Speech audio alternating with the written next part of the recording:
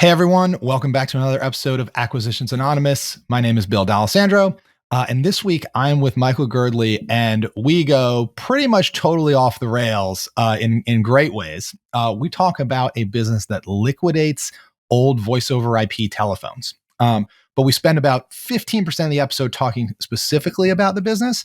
And Michael and I also dig in, though, into topics like how to convince a broker that you're not a tire kicker, how to make deals with celebrities when their names are on the business, how to price a business when there's a lot of difficult to foresee risk in the future, some different deal structures about how to share risk with the seller. And we also just talk generally about the liquidations industry and some people that we've just seen make oodles and oodles of money in the liquidations industry. So it's a really good one that has much more inside than what it says on the tin. I hope you enjoyed this episode of Acquisitions Anonymous. Hey, Michael here. Want to talk to you about today's sponsor for the episode, which is CloudBookkeeping.com. So CloudBookkeeping is actually run by my neighbor, Charlie. So I've met him in person and can attest that he's a real human being and a good person. And what CloudBookkeeping does is offer a full suite of bookkeeping services, all in the cloud, for you around QuickBooks and other technologies that you're using as a small business owner. So if you're interested in getting the bookkeeping part of running a business off of your plate and focusing on running your business, Charlie and his team are one to call. They can put together a bunch of other stuff in terms of helping you manage and grow your business besides just bookkeeping, sophisticated reporting, definitely helping you get your QuickBooks online set up in the right way, and a number of things around payroll as well. So definitely know them and recommend them. If you want to find out more about Cloud Bookkeeping, you can go to their website at cloudbookkeeping.com. Reach out to Charlie. I know many of you have, and see if he can help you make your running your business easier and more fun by letting them help with a lot of the bookkeeping solutions. So, and when you call, mention this podcast. It would help us and help Charlie know that we're supporting him as well. So thanks a bunch, and cloudbookkeeping.com as the sponsor for today's episode. All right, here we go. Another episode of Acquisitions Anonymous. You've got me and Michael this week. Michael, how are you, man? Your Spanish is struggling today, it sounds like. It takes me 3 or 4 minutes to get warmed up. Yeah. So, and then so if you don't know, when I am late to the recording, Mirko, our producer, grills Michael in Spanish. Michael's learning Spanish, as you know, from our language learning episode a couple weeks ago. So every time I'm late, Michael gets like 5 minutes of practice, and I come in to usually Michael saying, how do you say blank in Spanish? Mirko's grilling him. Well, we did cover that it turns out that, Spanish is not Spanish everywhere. And that comes up as a recurring theme, which we were discussing today, that there are like 14 different words for sandwich. Do you know how many different words there are in Spanish for turkey, by the way? Is this like the number of words in Inuit for ice? There's a lot. 25? There's a lot. Yeah. And some narrow ones in slang for the word turkey. But pavo is the most common one. By the way, we're getting definite hate mail about my English or about my Spanish. But there's one rarely used one for turkey, and it is the most funniest literal translation ever. And literally, some cultures refer to a turkey in Spanish as a dizzy duck. Like a dizzy duck. I don't know the exact translation, but I looked at it, I was like, what the hell is a dizzy duck? Like, this is a great language. That's awesome. Love it. I love like all the different, foreign languages that have especially colorful compound words for things. Obviously, German is famous for that. But so many languages do it. It's really fun. Totally. And it creates like this really fun, like, opportunity as a tourist to just go in there and say ridiculously stupid things. And there's little translations for stuff that you're just like, where did they come up with this? And then you realize, I think that's fun because it also makes you think about English and American culture and how we have all these weird words as well. And we don't even think about it. Like, even the very obvious ones where it's like, okay, we got to get the ball across the finish, get the ball across the goal line. Well, like that doesn't mean anything if you play soccer as your national sport. And by the way, it's not called soccer anywhere else. So it's a really great opportunity not only to learn about these other cultures, but language learning teaches you a lot about your own culture as well. Yep. Well, the cool thing about this week is we have a deal that relates to lots of cultures because it is about salvage and recycling. Will you read it for us, Michael? Yes, this is a very exciting one. And also in our theme of trying to do bigger deals, this one does $1.3 million a year in estimated EBITDA. So it's probably pretty close to profits, given this looks like a low CapEx business. But this one comes from generational equity. And Mills is not here today. So at least two of us are okay with the feel good about this brokerage choice. But anyway, the title of it is a highly profitable supplier of used and refurbished telecom equipment based in the Midwest and the Great Lakes region of the United States. So I guess somewhere between Cleveland and Milwaukee, kind of what you're thinking about here. 2022 revenue for this business was $4 million estimated. So I guess as of this writing, they haven't closed out their 2022. And estimated profits is 1.3 million. So they run about, I guess, 30% EBITDA margin on a $4 million business. So pretty interesting. And you and I were talking in the pre-show, like, this type of recycling and refurbishment of stuff, like there's some really, really rich people that do this kind of stuff. It'll be interesting to see if this is one of those. So they're liquidating phones, right? Like office phones. Yeah. So yeah, they are a privately owned secondary market supplier of used and refurbished office phones. They specialize in new overstock inventory and work closely with corporate clients on creative solutions to liquidate overstock office phones, network switches, and private branch exchange, so-called PVS. So if you're going to have landlines in your office, they do that. And they buy from disposition folks. I guess this is a new type of, I've never seen this kind of acronym before. It's ITAD, IT Asset Disposition and Enterprise Customers located around the country. So I guess basically, Bill, this is when a big corporation has phones that are 4 years old and they're going to upgrade them. They find these groups that go and basically resell them. IT Asset Disposition. Is that the way to think about this? That's part of it. The other reason you would engage these guys is if you closed an office or you were moving out of a building or, whatever. Or say if, you sent most of your workforce home to work from home, you might need to liquidate a whole bunch of the phones that are still perfectly good but are on their desks. So I wouldn't be surprised if this business was a huge COVID beneficiary as all these businesses move to work from home and they've got, rows and rows and rows of cubicles, each one with a phone. And no one has any use for that phone, and people are trying to recover value from those assets. Every time I think about these like landlines, like it takes me back to the late 90s when I was like working in corporate America in an office, and you'd be like walking down the hall and there's just like a phone is like ringing in an empty office on somebody's desk, and then and I don't know, were you around in business when people used to do mass voicemails? Did you ever experience this? Absolutely. The light would start blinking on your phone. Yeah. So it's just for those of you that never experienced this, it was just like the craziest thing. So you know how you have that one relative who like just won't send you texts. They like record a text and send it to you. It's super annoying. By the way, I do this to my team. I send them looms. And so I'm very cognizant of sending people looms because I remember this experience. But like bosses at big companies used to send like voice memos to like 100 people at once. Like, hey guys, happy Friday. Like, we will be having bagels in the conference room, and then we're gonna have a team meeting at 1:00. I hope everybody can be there. And this was kind of, in the transition to become email centric in business. People would do this on these phones, and you'd be just sitting there, and then like just like Bill was saying, like you'd have this huge anxiety because you would never hear the phone ring. Just the message light would start blinking like it's a bad hotel room. Right? It's just like, oh no, somebody's telling me something. One to many voicemails.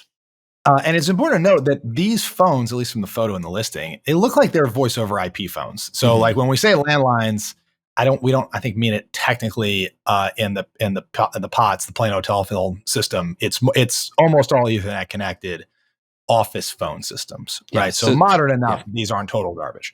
Cisco, Avaya type stuff where it talks over internet protocol to whatever kind of hardware is in the background, and that gets on the telephone network. So more about this company. They have a client base comprised of 100 plus active accounts, 90% rate of repeat business, and they operate from a 25,000 square foot warehouse facility, and it's currently staffed by 11 full-time employees. I'll just pause there. Like 11 full-time employees to do $4 million in revenue. That's pretty cool. And this ain't no Chick-fil-A. Like this is pretty cool in terms of the revenue per head here. Yeah, I like it. So more things to make you get excited about this and want to sign the NDA. It's a highly profitable niche business, according to the broker. Between 2019 and 2021, they averaged 34.6 EBITDA margin. And given the company's established history and consistent performance, they're well positioned to demonstrate significant profitability in the future. They have a national reach. So not only do they say that they target kind of this Great Lakes area, but they service clients wherever they may be located, and it could be expandable into these new geographies.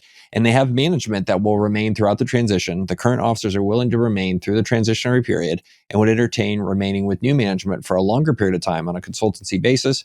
Additionally, all key employees will be available to remain with new employee ownership beyond the sale of the company. So do you read this that the owner, this is not an owner operator business, or that how do you read? I mean, is the owner running this business or not? I guess it's tough to tell from this paragraph. It's tough. It says the current officers, which makes me believe that they would have just said owners there if that's what they meant. So this does give me hints of absentee owner business. 100%. The thing about this, though, right, is maybe the owner isn't there repackaging telephones, but this is very much a relationship business, right? Like you've got that's 90% repeat clients, it says here in the listing. So you've got to have like a couple corporate clients that are always opening or closing offices or, needing to liquidate these IT assets, and you're just the guy they call. And if you lose those, I think it's probably hard to break in because everybody's got a guy they call typically. Now, there's probably two types of clients here, right? There's like the good ones who are always opening and closing offices, and these are usually bigger companies. And then there's the less good ones, which is my company just went out of business. We just went virtual. It's like a one-time shot.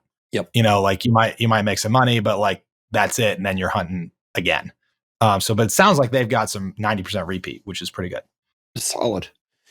So we'll now do a business buyer trick here to kind of think about a factor of whether it's worth calling and getting the SIM. And in the recent days, I don't know if you've seen this happening more and more, Bill, but like more and more brokers, especially small business brokers, like they're making you go through hurdles before you get the SIM. Like this is a new thing for me. It's happened in the past year or so. But because I think so many brokers are tired of having so many buyers and dealing with 30, 40, 50 people in data rooms, like a lot of times you have to have a call with the broker and like convince them that you're SIM worthy. So it's kind of like, I don't know if you remember the old Seinfeld episodes where Elaine did a sponge worthy thing. Do you remember, are you old enough for this, for sponge worthy? I think so, yes. But for all of our listeners who have not seen this. So, I mean, it's an interesting point, right? Like one of my new hobbies is actually to go back and watch clips of TV shows that it's just impossible for it to get made today. Like you go look at like some of what Happy Days was doing, or All in the Family is kind of the classic example where you're just like, there's no way. Or, some of the Mel Brooks stuff, like there's no way that gets done today. Like just there's no way that gets through the all good comedy is not possible anymore. Definitely not. So anyway, I kind of feel off describing this episode of spongeworthiness, but basically Elaine, her brand of birth control was not going to be available anymore, so she was limiting her who she was dating based on her limited supply of these things. Then that's what the spongeworthy thing was, and this was on national TV, like Thursday night at like 7:00. Like I feel uncomfortable talking about it now because the world has shifted that much in the past 25 years that you're like, I don't know if I could say that, right? But anyway, So brokers have become like very much like hardcore. Like a lot of times you have to prove you can be like a valid buyer. They don't want tire kickers. They want to waste their time with you. So a lot of times they'll be like, yeah, call me back when you do a deal. Like I'm hearing that more and more from people. And it's really interesting. And my second point on all this is after the last 5 minutes of ranting, I don't know what my original point was, but it was really good. There was something about this deal that was... Yeah. Well, the original point was that you got that, this guy, he's got 90% repeat business, and he's got the broker's generational equity, who probably, these brokers blast it to everybody and their mother, and they get a million tire kickers. 100%. So how do you prove to a broker, Michael, that you're not a tire kicker? Okay, I remember. I remember what my point was now. I just looked at it. Okay, so one of the tricks you can do with these brokers is 99% of the time, in small business like this, the broker is co-located in the same city, with the company being sold. So you can kind of do a little trick, which is this guy, Steve Deinhardt, who's the broker, is located in the 608 area code, which I look up is Madison, Wisconsin, Southwest Wisconsin. So that's actually pretty good. Madison's like a pretty cool place to live. It's a college town. UW is there, University of Wisconsin. So anyway, that was the trick. That was the whole trick. Great trick. Yeah. Thank you. I knew I could do it. I'm the Sherlock Holmes of small business buying. How do you convince somebody that you're not a tire kicker? Man, like it's hard. Like we've tried everything. I'm interested in your opinion on it, but like there's definitely like associating with somebody that's done deals before. So that's some of what I've tried when I've kind of partnered with other people who are doing searches and stuff. Is they'll say like, well, my partner has done this, and this, and that's helped. But even still, in some markets where they're like, look, if you haven't done a deal in this space, like you're wasting my time.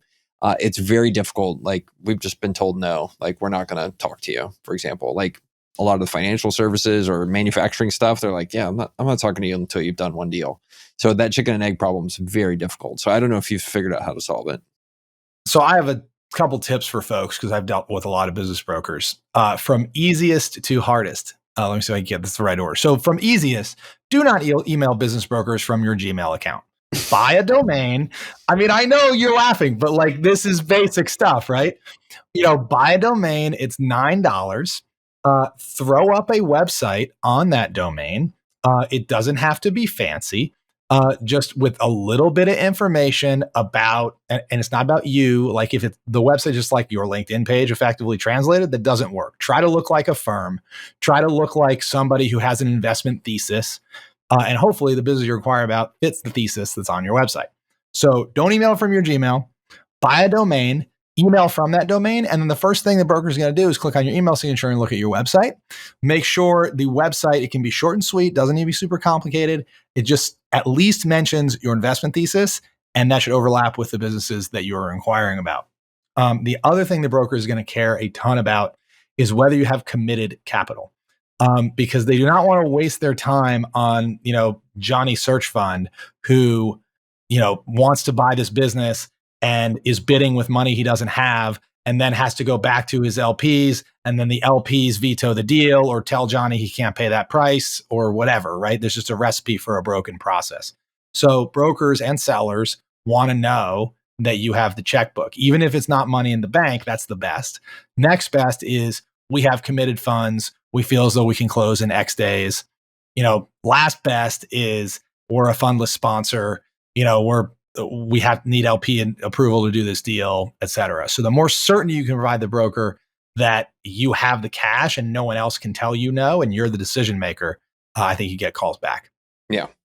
And we've played that game some in the past also where you if you're a fundless sponsor, for example, you bring in a big name partner who you have a co-investment deal with, right? And they say, okay, look, we're going to look at deals with you along the way, and here's how you're going to get cut in, and here's what you're going to do, and here's what we're going to do. And we have a committed capital fund, and that can go a long way. And it's super even more powerful if that fund has a big name that the brokers are like, oh, okay, I get it.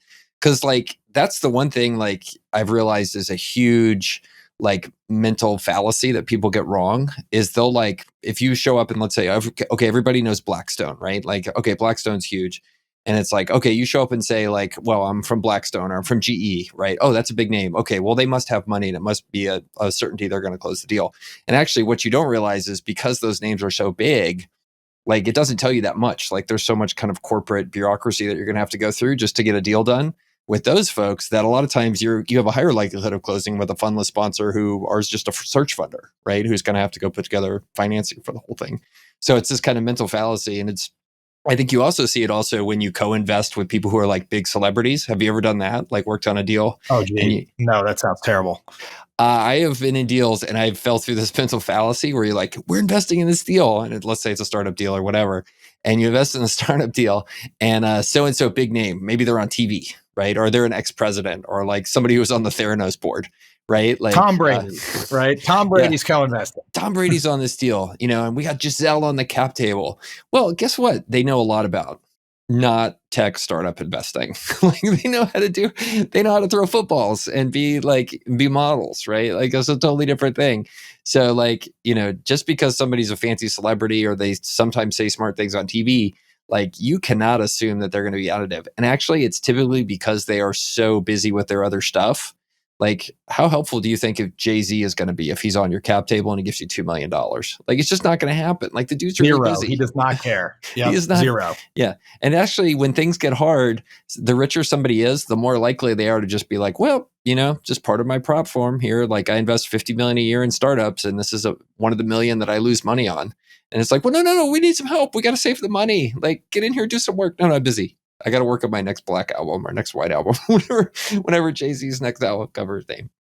Anyway. Yep. Celebrities are very, I have looked at doing some deals with celebrities, and the level of errata coming from that side of the email account seems not worth it to me. Not good. Look, I think let's go back to this deal. So these guys recycle phones. They take used phones that happen. Let's say a company's upgrading or they're closing down the office. I think we got to talk about the huge elephant in the room. And I don't know how things are doing in Charlotte, but downtown San Antonio, the numbers are between 30 and 50% vacancy rate for our office buildings. Like guess where I'm at right now? I'm at my house. Like this is definitely not a tailwind business and has me scared. And they may be very busy right now because people are transitioning out of office to fully remote. But like, you got to bet. Is this business is betting that's going to come back, right? Like I don't think so. I could actually argue, Michael, that this business is betting that it goes totally work from home, right? If the whole world goes 100% work from home, think how many millions of voice over IP phones need to be liquidated. Yeah. Now, of course, at the same time, who's going to buy them, right? You got to match buyers and sellers a little bit here. But what I would think about more is just the obsolescence risk of handsets generally. Like how many cubicle farm workers are even going to have a hard phone on their desk? All of the modern corporate phone systems are just app based. Everybody has a smartphone, right? And so your work number rings through the app on your cell phone. So fewer and fewer people. I think the buyer's market for these is shrinking. Totally. And that would worry me a little bit. Have you ever seen, there's this interesting meme on the internet. Have you ever seen where somebody does a picture and it's by year, the number of like things that used to be separate appliances, and the PC or telephone like subsumed it, right? And eventually it got to where the PC like subsumed so many different things, everything from a desktop calculator to like a Rolodex, that eventually it got subsumed so many things that one year it just came along, and unfortunately like the cell phone just went and did that to the PC. Because like, I don't know if you've ever seen this. Like we had interns in our company. This happened in like 2019. And like we got them desks set up and we got them like PCs, and they were like 19-year-old like kids, right? Young people. And they show up and like, okay, I'm like, okay, I need you to reformat this PowerPoint. And I go over there and they're not using the PCs. They're reformatting the PowerPoint on their phones. I'm like, what is going on here? What is going on here? But I think to your point, like, who wants to pay $400 for like an Avaya phone system? Like, why do you need this? Like, just integrate it on the computer. Like anyway, that's just my headwind thesis on this. I'm like, oof, not great. So you want to hear something really stupid that I actually own? So I actually own, I don't have it, so I can't show it on the video, a USB handset, like from like a payphone, like a plastic chunky handset.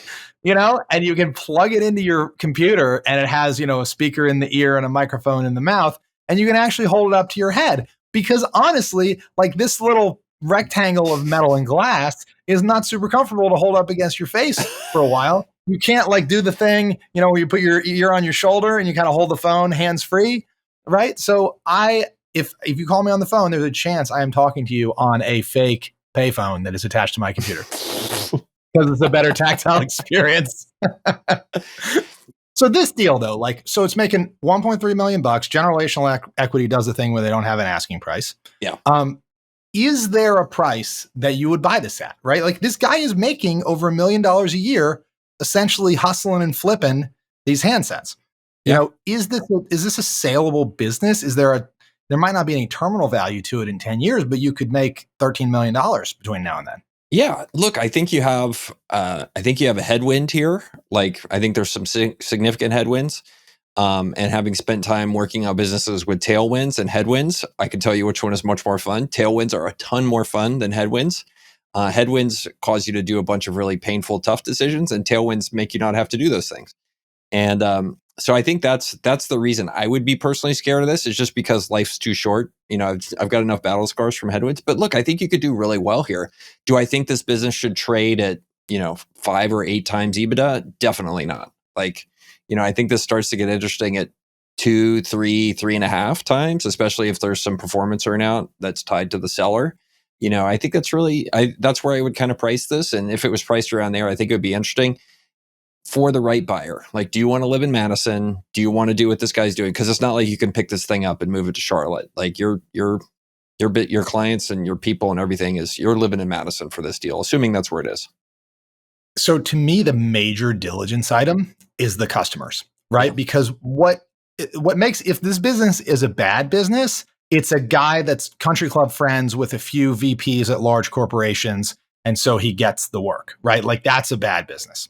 If this is a good business, it's professionally branded. It has an in to the IT department at Target or whatever, pick your Midwestern headquartered company, right? It's on the official vendor list for a couple Fortune 500s, right? And they're the go-to guys to liquidate the phones.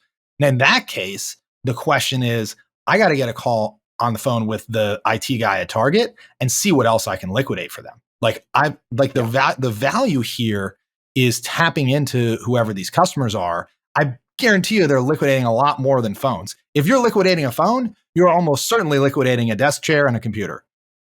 At the same time, right? And office furniture and printers and routers and network equipment and all this other stuff that is immediately tangential to these things. So if this business, has procurement numbers and is in with some large Fortune 500s, that would be some potential real expansion you could have. If it's just a guy with some country club relationships, as our friend Brent from Permanent Equity would call it, a hustler with help, that's wheeling and dealing and flipping phones, that's less attractive. But if this is ingrained in some corporate IT procurement, that's potentially interesting. Yeah. So let's say you wanted to buy this business. How would you structure it? By the way, I've gotten this DM a couple times. They're like, I wish you would tell me how to structure these deals. So let's say you could buy the business for 3 times EBITDA, which, by the way, I think EBITDA versus free cash flow is a number to really look at here. It looks like they are taking possession and creating inventory of the things that they buy from these companies. And this is telephone equipment. So it is highly likely they are depreciating everything in year 1. So there's some bonus depreciation going on here, but also massive depreciation means you have capital tied up. So inventory turns seem like something very important here. But let's say that's a pretty close approximation of free cash flow, and you can buy it for 3 times earnings. How do you structure something like this? So I wouldn't pay upfront. I think you bring up a great point about the value of the inventory. The inventory is probably worth, it's weird because it's worth 0 and then also whatever you can sell it for all at once. So I think a lot of this inventory they'll get it for free a lot of the times. Half the time on this liquidation stuff, the prices show up and make it disappear, right? So they go into these office buildings and they just round it all up and they pay you pennies on the dollar or even nothing, right? So I don't know how you value that inventory. So you'd have to find some way to actually go through what I guarantee you is a warehouse full of a giant rat's nest of phones and the warehouse in this thing has got to be impressive, right? Scary. So you got to figure out how to value that. I would not pay for the inventory at all because let's be real, he knows what it's worth way more than you. So I would try to structure a price where he's going to share in whatever money we make over a period. Maybe he gets $1 million up front, tops, and then he gets 75% of EBITDA the first year, 50% of EBITDA the next year, 25% of EBITDA the next year, and 5% of EBITDA the next 3 years after that. And I don't know if my math works, but then it adds up to 3x EBITDA, right, over time. That's how I would structure it. Yeah, it's super interesting. So, a classic searcher would do this. Let me give you the classic searcher. Let's say the price is 3 times EBITDA. That's $4 million. You just described something that put a lot of the risk on the seller. But the classic searcher would be like, oh, okay, 3 times EBITDA.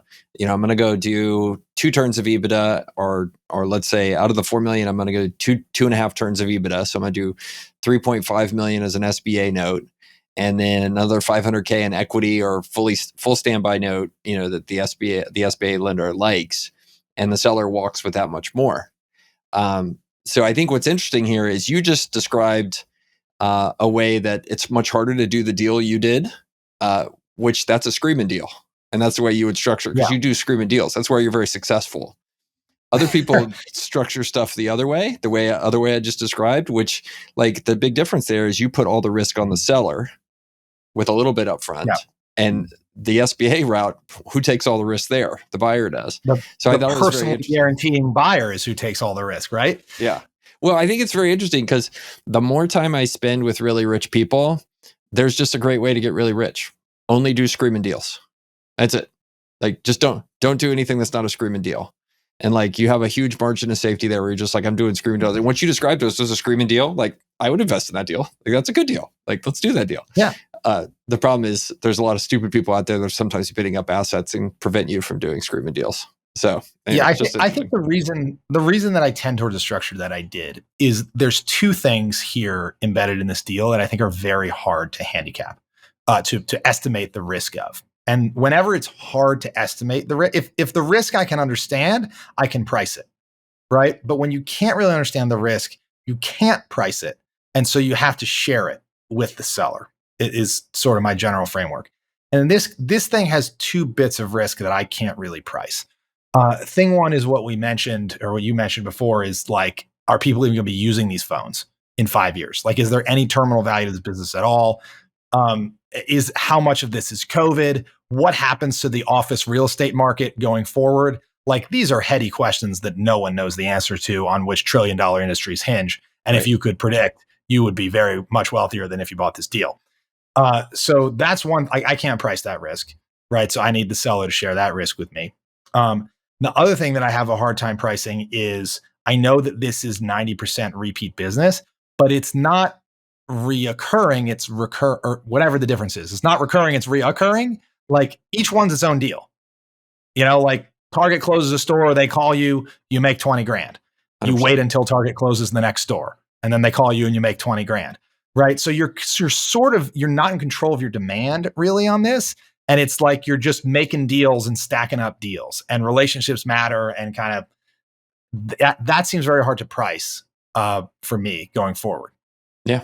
So for those reasons, I would want to share it with the seller. And that's why you're the Mr. Wonderful of the podcast. Oh, God. I think that's a great case. I don't know if you've ever, it's really interesting. Let me try to say this in a politically correct way. It is very interesting to go look at when people actually dig into the claims that people who purport to be very rich are making. And it's one of those things where there's like an inverse thing where people who tell you how rich they are and espouse it are usually not true. Like, the really rich people that you and I know, like, they just walk around like normal schmucks because they realize how expensive it is to go tell everybody how rich they are. So like, there's this idea where it's like, okay, like, you should really be careful if somebody's telling you how rich they are. But if you kind of have to figure it out, like, that's a pretty good sign they're probably actually really rich. So anyway, about that particular Mr. Wonderful. Speaking of really rich, I know some exceedingly wealthy guys in liquidations, which is what this is. This is liquidations.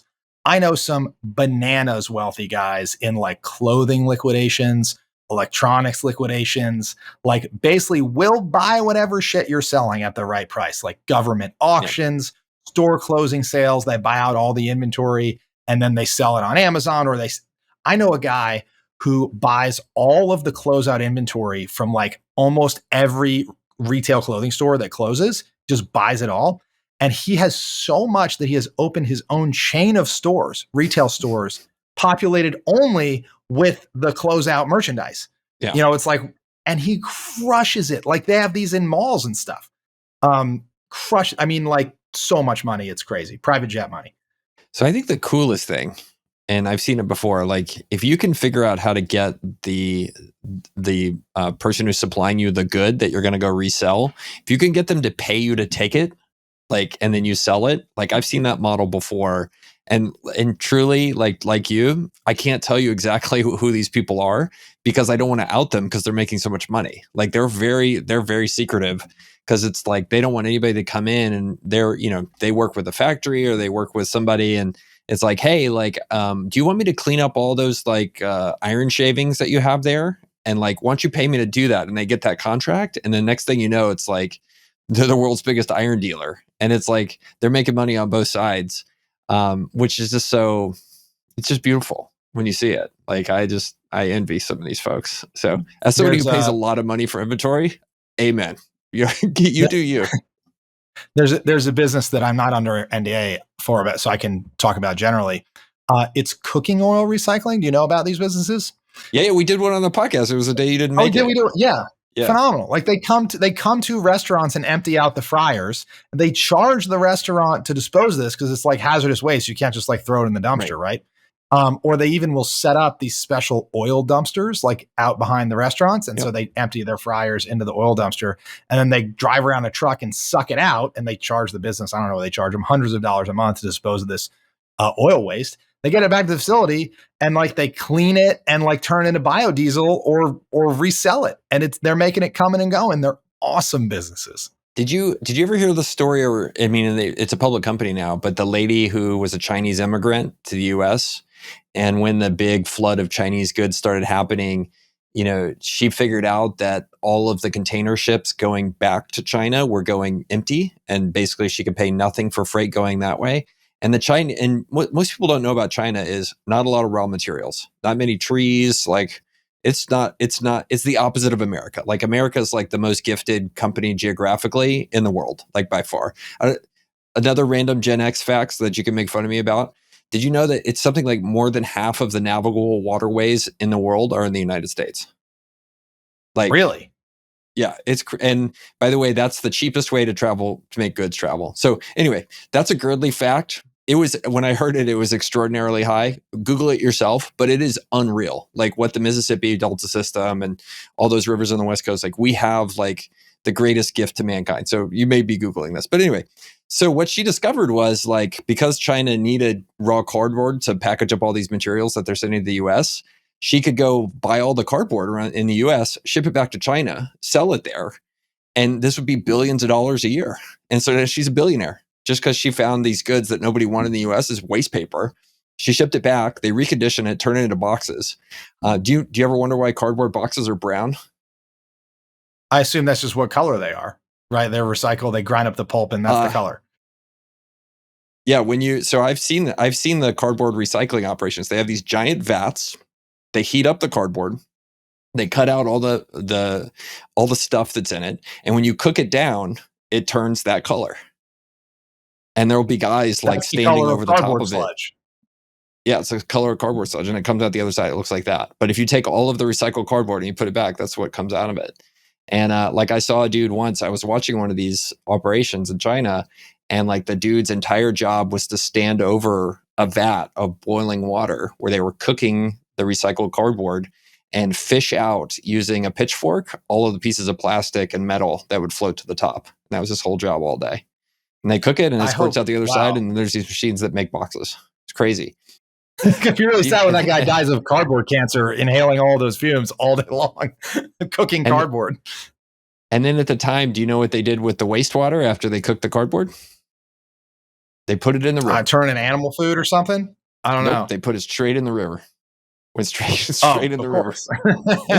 That doesn't happen as much anymore. Like the central government cracked down on a lot of that pollution, but like at the time, it was like 7-8 years ago. They were just I was like, "Where's the water go?" They're like, "There's the river." Put it in the river. That is the default mode of trash disposal for most of human history. Actually, yeah. You just take it to the river and you throw it in. Yeah, it's crazy. It's crazy. That's why people are like, we need to bring back to the United States textile manufacturing and all this stuff. I was like, there's no way. Like, it's impossible. Like, you can't. It's impossible to compete when you can't like flush the waste down the river, right? Unbelievable difficult. Anyway, man, we went on some like super duper tangents today. This was a tangent-filled episode.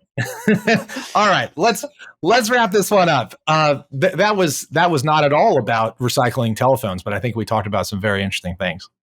this week. So thanks for listening for another episode of Acquisitions Anonymous, the internet's #1 podcast about buying and selling businesses. We will see y'all next time.